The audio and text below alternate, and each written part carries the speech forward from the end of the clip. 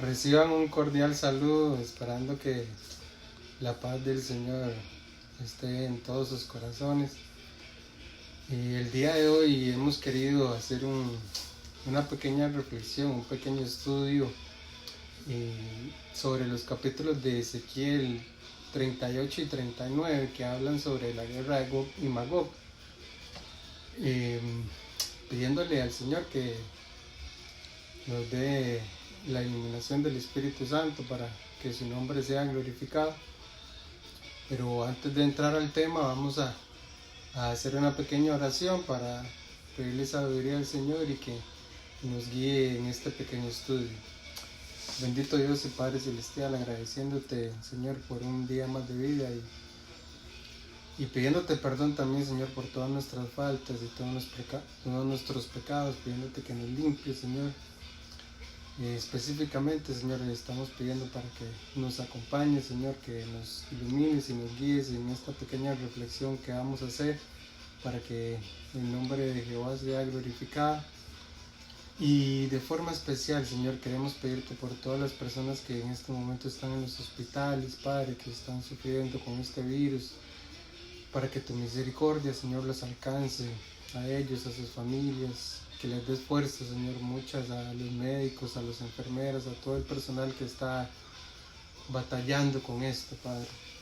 Asimismo, pedimos también, Señor, tu misericordia por todos los que han perdido sus empleos, Señor, y que en este momento están sufriendo, Señor, la falta de tener un ingreso, para que tú proveas todo lo que ellos necesiten. Agradeciéndote todo esto y pidiéndote tu guía y tu sabiduría, Señor. En el nombre de Cristo oramos. Amén. Amén. Entonces, antes de entrar al tema propiamente de Gog y Magog, el Señor Jesucristo en Mateo capítulo 24 hace un resumen, una reseña de lo que es los últimos tiempos. Él va hablando resumidamente de todo lo que va a pasar, y antes de entrar al tema propiamente vamos a leer algunos fragmentos de ese capítulo 24 de Mateo para tener un panorama más amplio acerca de lo que vamos a ver después. Entonces dice en el Señor en Mateo capítulo 24 versículo 1: cuando Jesús salió del templo y se iba, se acercaron sus discípulos para mostrarle los edificios del templo. Respondiendo él les dijo: ¿ves todo esto? De cierto os digo que no quedará aquí piedra sobre piedra que no sea derribada. Esto que el Señor dijo aquí se cumplió exactamente 70 años, en el año 70 después de Cristo, cuando Roma destruyó definitivamente la ciudad de Jerusalén con su templo y todo, y ahí se cumplió las palabras del Señor que dijo que no quedará piedra sobre piedra. Pero después, más adelante en el capítulo, ya él va haciendo una reseña de todo lo que va a ocurrir en los últimos tiempos. Continuando, dijo el Señor: porque vendrán muchos en mi nombre diciendo: yo soy el Cristo, y a muchos engañarán. Y oiréis de guerras y rumores de guerras. Mirad que no os turbéis, porque es necesario que todo esto acontezca, pero aún no es el fin. Porque se levantará nación contra nación y reino contra reino, y habrá pestes y hambres y terremotos en diferentes lugares, y todo esto será el principio de dolores. Entonces os entregarán a tribulación y os matarán, y seréis aborrecidos de todas las gentes por causa de mi nombre. Muchos tropezarán entonces y se entregarán unos a otros, y unos a otros se aborrecerán.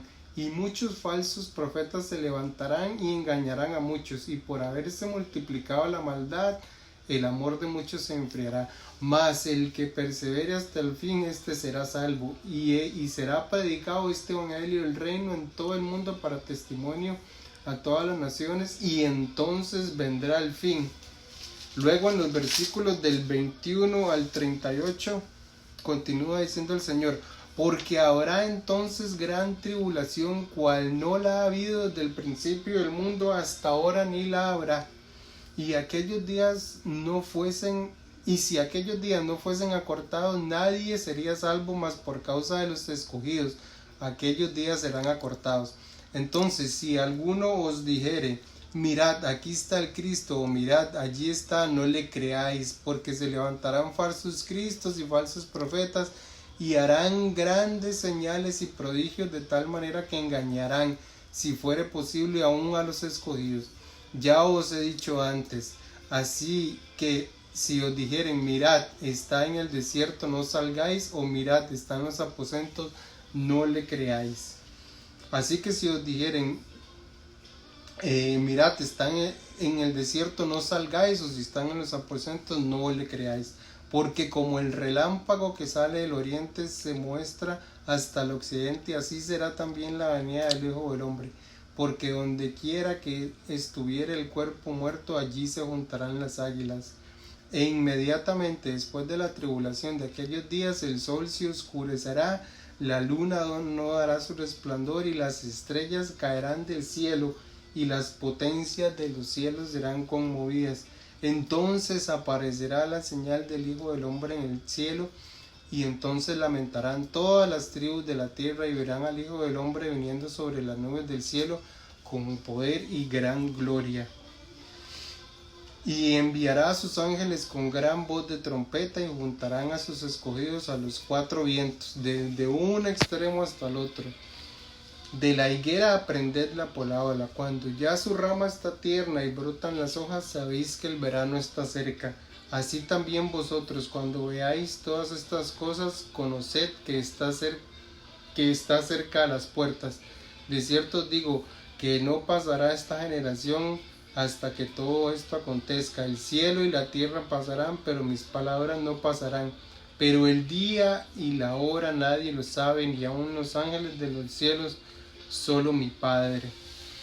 Entonces el Señor Jesucristo hace una reseña ahí de todo lo que va a acontecer, de los falsos profetas, del anticristo, de las guerras, de la nación contra nación, reino contra reino, para que tengamos un panorama un poco más amplio antes de entrar ya en materia en lo que es Gog y Magog.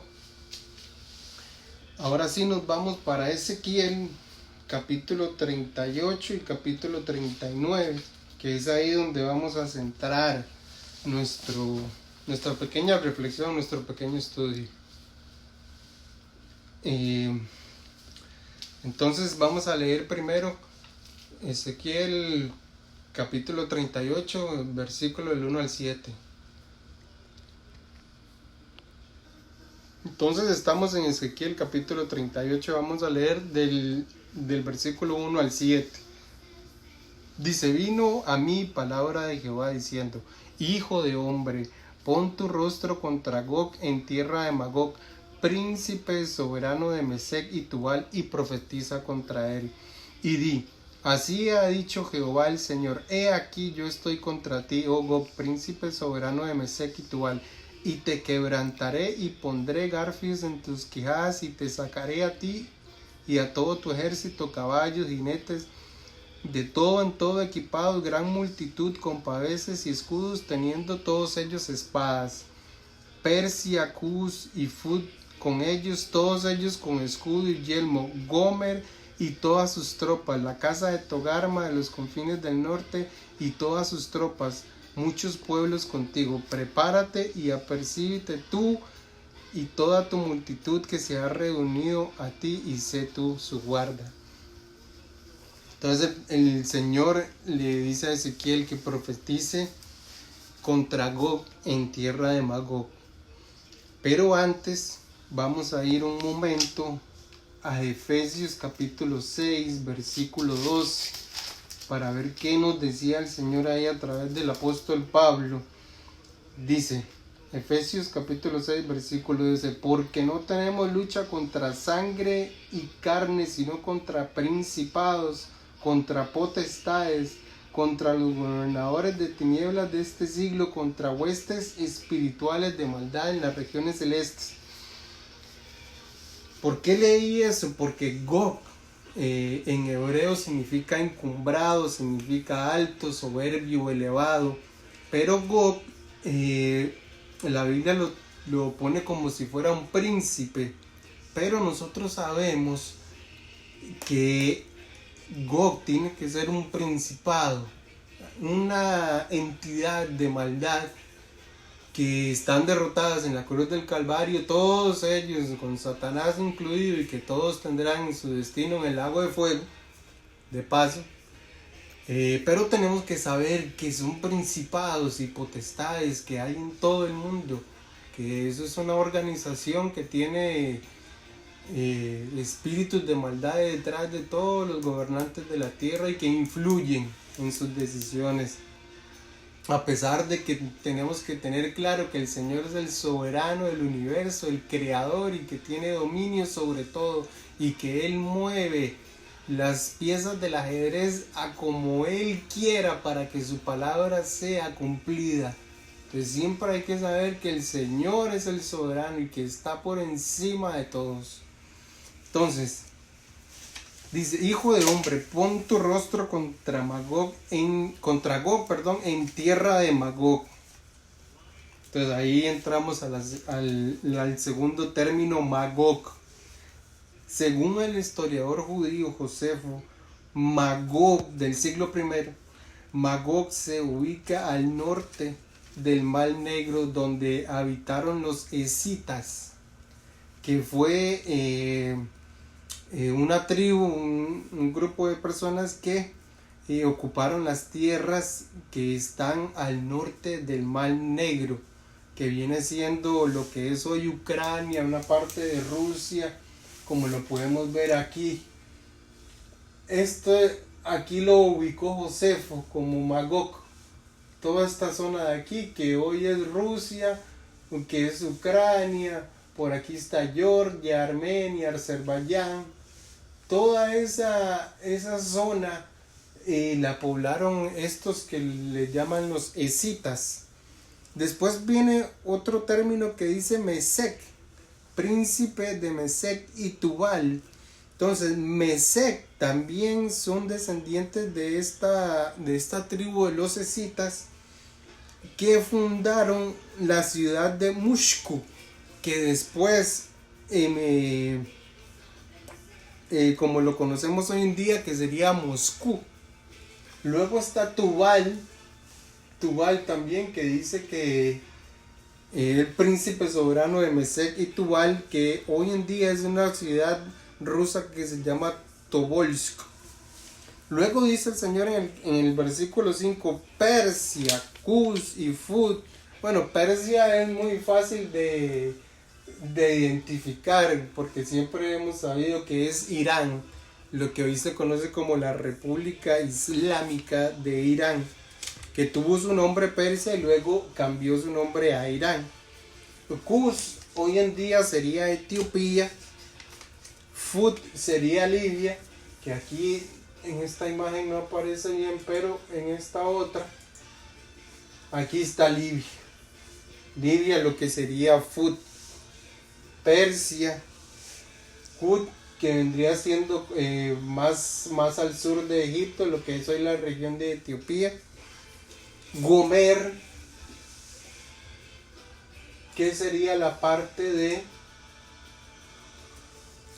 que lo ubican en esta parte, por donde está Bulgaria, por aquí está Rumanía, los países del este de Europa y la península de los Balcanes. Ahí ubican a lo que es Gomer, que también según el Talmud judío corresponde a Alemania.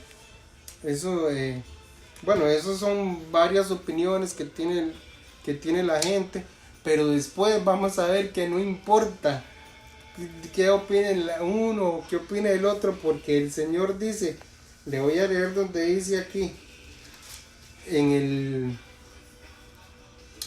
el mismo capítulo de Ezequiel 38, y en el verso 15 dice: vendrás de tu lugar de las regiones del norte tú y muchos pueblos contigo.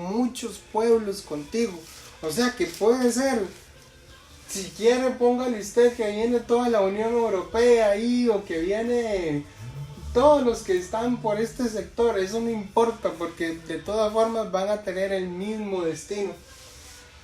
uno podría pensar también que todas esas repúblicas que antes eran parte de la Unión Soviética también podrían estar participando en eso, porque ellos, esta tribu de los escitas, habitaron toda esa área de lo que hoy es el sur de Rusia, donde está Kazajistán, Turkmenistán, Azerbaiyán.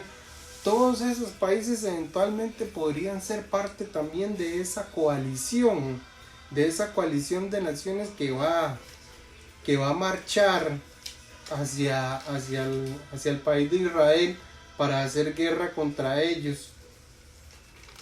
Entonces ya tenemos identificados a todos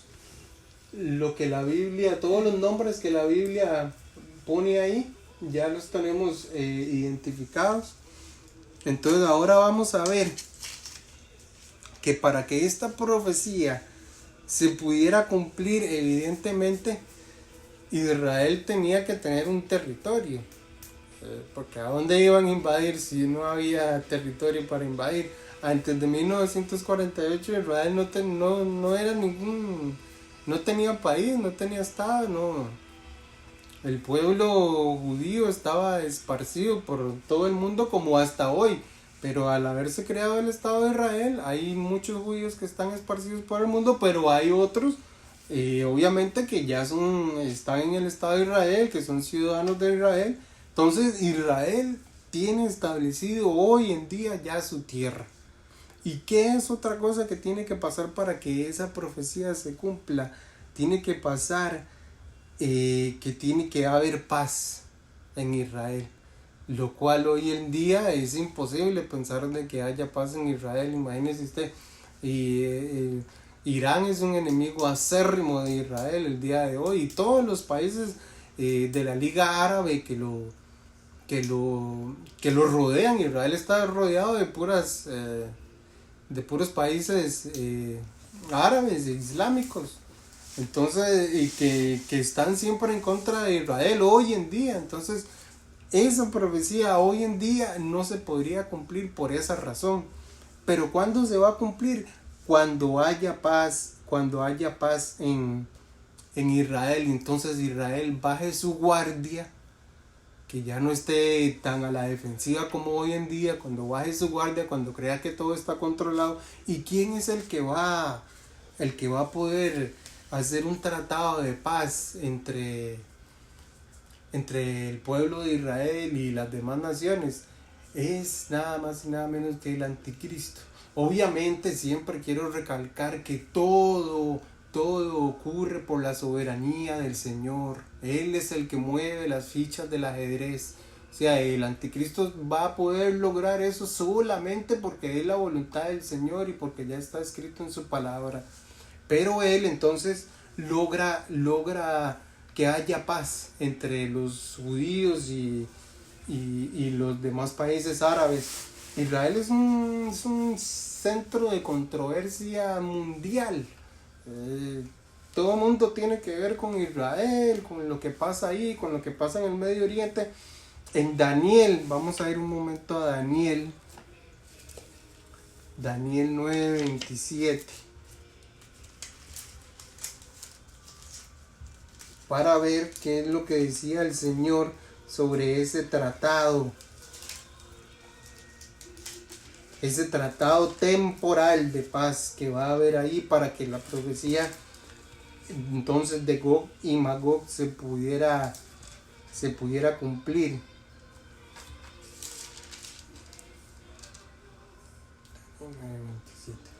Aquí está. Y por otra semana confirmará el pacto con muchos. A la mitad de la semana hará cesar el sacrificio y la ofrenda. Después de mucha muchedumbre de las abominaciones vendrá el desolador hasta que venga la consumación y lo que está determinado que se derrame sobre el desolador. Porque esa paz, ese pacto que dice aquí con muchos, se va a quebrantar, se va a romper. No va a ser como él dice, que siempre van a tener paz, sino que ese pacto se va a quebrantar. Pero entonces eso es un requisito fundamental para que esta profecía que el Señor le reveló a Ezequiel se pueda cumplir. Entonces, antes de entrar al desarrollo propiamente de esto, ya habiendo conocido los participantes en esta guerra, hay que hacer una diferencia entre la guerra de Gog y Magog y la batalla del Armagedón, que son diferentes. La batalla del Armagedón se da al final de la gran tribulación, cuando llega el Señor Jesucristo, y Él mismo también se encarga de terminar la guerra. Pero ahí vamos a ver algunas diferencias entre las dos, para saber de que no es la misma. No es la misma. En la batalla de Gog y Magog, Rusia y la coalición de naciones son las que están en este conflicto. Pero en la batalla de Gog y Magog son todas, absolutamente todas las naciones de una guerra mundial. Todo el mundo está involucrado, así como lo dice. Vamos a ir un momento a Zacarías capítulo 14. Capítulo 14, versículo 2. Dice el Señor: porque yo reuniré a todas las naciones, a todas las naciones, para combatir contra Jerusalén. En este caso de la guerra de Gog y Magog no son todas las naciones las que participan, pero aquí en la batalla de Armagedón sí, porque aquí dice el Señor: porque yo reuniré a todas, a absolutamente todas las naciones para ir en contra de Israel. Luego, en la batalla de Gog y Magog, los enemigos en su gran mayoría y su gran líder vienen del norte, pero en la batalla del Armagedón los enemigos de Israel vienen desde los 4 puntos de la tierra, como lo dice en Apocalipsis 16, versículos 12 al 16. Vamos a ir un momento al libro de Apocalipsis para leer eso, para hacer diferencia entre las dos guerras. Apocalipsis capítulo 16, versos 12 al 16. Entonces dice el Señor: el sexto ángel derramó su copa sobre el gran río Éufrates, y el agua de este se secó, para que estuviese preparado el camino a los reyes de Oriente. Y vi salir de la boca del dragón y de la boca de la bestia y de la del falso profeta 3 espíritus inmundos a manera de ranas, pues son espíritus de demonios que hacen señales y van a los reyes de la tierra en todo el mundo, para reunirlos a la batalla de aquel gran día del Dios Todopoderoso. Dice el Señor: he aquí yo vengo como ladrón, bienaventurado el que vela y guarda sus tropas, para que no ande desnudo y vean su vergüenza. Y los reunió en el lugar que en hebreo se llama Armagedón. Entonces vemos que es una diferencia clave en estas dos batallas que se van a dar para la honra y la gloria del Señor, porque el Señor siempre sale victorioso en todo, en todas las batallas. Son victorias fulminantes y aplastantes de Jehová de los ejércitos. Vamos a ver una diferencia más. En la guerra de Gog y Magog, Rusia es la que lidera. Gog es el que lidera, ese es el líder, el que va en contra de Israel. Pero en la batalla del Armagedón es el mismo anticristo el que va al frente, como lo dice en Apocalipsis 19, verso 19. Vamos a ir un momento y lo vamos a ver. Apocalipsis 19, verso 19. Y vi a la bestia, a los reyes de la tierra y a sus ejércitos reunidos para guerrear contra el que montaba el caballo y contra su ejército. Ahí está la bestia, el anticristo y los reyes de la tierra. O sea, él fue el que, o él es el que va a liderar esa guerra del Armagedón, que luego, si el Señor nos permite y nos da vida, en otro video vamos a explicar esa guerra del Armagedón. De momento estamos en Gog y Magog de Ezequiel 38 y 39. Entonces, ¿para qué vienen? Retomando a Gog y Magog, ¿para qué vienen estos invasores o esta coalición de naciones? ¿A qué vienen? Dice el Señor en Ezequiel 38, verso 12 y 13. Para esto es lo que van a ir, dice el Señor, para arrebatar despojos y para tomar botín, para poner tus manos sobre tierras desiertas ya pobladas y sobre el pueblo recogido entre las naciones, que se hace de ganado y posesiones, que mora en la parte central de la tierra. Saba y Dedán y de los mercaderes de Tarsis y todos sus príncipes te dirán: ¿has venido a arrebatar despojos? ¿Has reunido tu multitud para tomar botín, para quitar plata y oro, para tomar ganados y posesiones y para tomar grandes despojos? Imagínense que Israel desde su fundación en 1948 es la única democracia de Medio Oriente. Es una potencia militar, es un país pequeño, es del tamaño del estado de Nueva Jersey, de los Estados Unidos. Es el país más avanzado del sureste de Asia en materia económica e industrial y exporta, miren lo que exporta Israel: productos farmacéuticos, exporta software, exporta tecnología militar como el GPS, que fue una invención de Israel, exporta diamantes, es el líder mundial en conservación de agua. Intel, Microsoft y muchas empresas tienen centros de investigación en Israel. Es una economía en constante crecimiento. O sea que el arrebatamiento de la iglesia no va a detener el crecimiento económico de Israel. Va a ir en ascenso. El Producto Interno Bruto de Israel duplica a cualquier otro país de Medio Oriente, siendo una nación tan pequeña y siendo una nación que se ha tenido que defender. Bueno, obviamente porque el Señor ha estado con ellos, pero se ha tenido que defender ya en varias guerras, en la guerra de los 6 días, en 1948, y va a tener que seguir defendiéndose hasta el final, aunque ya el Señor va a venir peleando por ellos. Entonces, no solo el objetivo de estos países es saquear a Israel, sino que para nadie es un secreto que existe un odio y una discriminación hacia Israel y su gente. Por eso es que dice en Ezequiel capítulo 38 y verso 12, como lo leímos, dice también: para arrebatar despojos, para tomar botín y para poner tus manos sobre tierras desiertas ya pobladas y sobre el pueblo recogido entre las naciones. O sea que obviamente también su deseo es una aniquilación del Estado de Israel, su desaparición. Eso nosotros lo escuchamos repetidamente en las noticias de parte de todos estos países que los rodean: Irán, Irak, Jordania, Siria, Egipto, todos esos países que rodean a la única democracia del Medio Oriente. Vamos a ver unas fotografías nada más rápidamente para que ustedes vean. Entonces vemos esta fotografía de un mapa de Medio Oriente y una parte de Europa, una parte de Asia.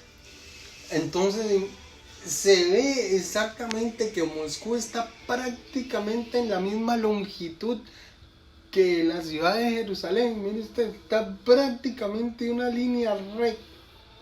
O sea que lo que dice el Señor, que los invasores del norte es literalmente del norte, porque mire dónde está Moscú y mire dónde está Jerusalén, en una línea recta prácticamente. Ahora miremos estas otras fotografías de las alianzas.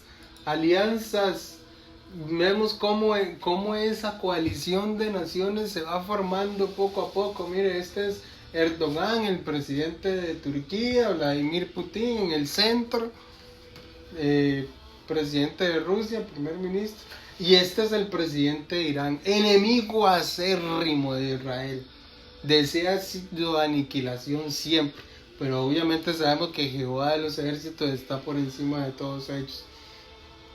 Y miren, si quieren más alianzas, aquí está otra, China, que perfectamente puede ser uno de los que forme la coalición, aquí, con Vladimir Putin de Rusia.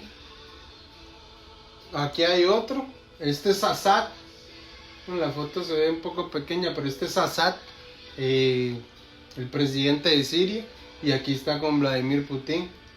Y mire otra que desgraciadamente, bueno, que tenemos que decirlo, que Nicolás Maduro de Venezuela, haciendo sus alianzas con Rusia. Y de Cuba ni hablar, ¿verdad? Porque ya nosotros sabemos toda su historia anteriormente con la Unión Soviética. Entonces, ¿qué pasa en el desarrollo de la guerra? La guerra se da en los... El Señor mismo, vea como ustedes, el Señor mismo trae a toda esta gente, los trae hasta los montes de Israel. El Señor mismo es el que los trae. Esto es lo que dice Ezequiel capítulo 38, versículo 16. Y subirás contra mi amado pueblo Israel, como nublado para cubrir la tierra será al cabo de los días. Y te traeré. O sea, es el Señor el que está trayendo a toda esta gente para cumplir su plan, cumplir su propósito. Y te traeré sobre mi tierra para que las naciones me conozcan cuando sea santificado en ti, oh Gog, delante de sus ojos. Entonces, ¿qué pasa? Ya estando ahí toda esa gente, ¿qué pasa? ¿Qué hace el Señor? Imagínense, lo primero que hace el Señor es hacer moverse esta tierra con gran temblor, dice el Señor, que va a venir un terremoto sobre esa área y sobre todo el mundo. Porque el Señor mismo es el que va a detener a toda esta coalición de naciones. La intervención de Israel y su ejército posiblemente sea muy poca o mínima, porque es el Señor el que va a pelear por ellos. Dice, se pelean entre ellos. Oiga, el Señor los confunde para que entre ellos mismos, entre esa coalición, se peleen. También dice que cae impetuosa lluvia para detener su avance, los herirá con pestes, y para terminar, como si fuera poco, cae del cielo granizo y fuego y azufre para consumir a toda esta gente. Lo vamos a leer aquí. Dice, porque en Ezequiel capítulo 38, verso 19, dice, porque he hablado en mi celo y en el fuego de mi ira, que en aquel tiempo, dice, habrá gran temblor sobre la tierra de Israel, que los peces del mar, las aves del cielo, las bestias de los campos y toda serpiente que se arrastra sobre la tierra y todos los hombres que están sobre la faz de la tierra temblarán ante mi presencia, y se desmoronarán los montes y vallados y caerá todo muro a la tierra. O sea, ese terremoto es de dimensiones catastróficas. Y dice en el verso 22, y yo litigaré contra él, hablando contra Gog y su coalición de naciones, con pestilencia y con sangre, dice, y haré llover sobre él, sobre sus tropas y sobre los muchos pueblos. Acuérdense que son muchos pueblos. Por eso le dije que no importa si Gomer lo ponemos aquí, porque el que quiera, dice el Señor, todos los que vayan allá van a ser aniquilados de la misma forma. Entonces dice el Señor, y haré llover sobre él, sobre sus tropas y sobre los muchos pueblos que están con él, impetuosa lluvia y piedras de granizo, fuego y azufre. O sea que el Señor, con el terremoto, con la lluvia, con la confusión de que se van a pelear entre sí, tras de eso los va a herir también con pestes, y como si fuera poco va a caer del cielo azufre, fuego y granizo. Y dice el Señor en el verso 23, y seré engrandecido y santificado y seré conocido ante los ojos de muchas naciones y sabrán que yo soy Jehová. Entonces, luego de eso, ¿Qué dice el Señor? Bueno, vengan todas las aves de rapiña y las fieras a devorar todos estos restos, de toda esta gente que va a perecer ahí. Y tras de eso también dice el Señor que va a enviar fuego sobre Magog, o sea, sobre la tierra de Magog, que si vemos puede ser un alcance en todo el país de Rusia o en todo ese territorio de ahí, en toda esa área geográfica de ahí. El Señor va a enviar fuego sobre esa gente también. Y enterrarán a toda esta gente durante 7 meses ahí mismo en Israel. Entonces, para el desenlace, voy a leer rápidamente unas palabras que dijo el expresidente de Estados Unidos, George W. Bush, el hijo Bush, cuando estaba de presidente. Él dijo: Gog y Magog están trabajando en el Medio Oriente. Las profecías bíblicas están siendo cumplidas. Esta confrontación es anhelada por Dios, que quiere usar este conflicto para borrar los enemigos de su pueblo antes de que su nueva era comience. Eso lo dijo el expresidente de Estados Unidos, George W. Bush. Y mire cómo se glorifica al Señor, porque todo es para la honra y la gloria de su santo nombre. Al final dice el Señor: y haré notorio mi santo nombre en medio de mi pueblo Israel. Y oiga lo que dice: y nunca, pero nunca más dejaré profanar mi santo nombre, y sabrán las naciones que yo soy Jehová, el Santo de Israel. Imagínese usted. El capítulo, eso fue capítulo 39, verso 7, capítulo 38, verso 23. También dice el Señor: seré engrandecido y santificado, y seré conocido ante los ojos de muchas naciones, y sabrán que yo soy Jehová, como si no lo supiera. Y a mí me pareció, haciendo yo esta reflexión y eso, encontré algunas similitudes entre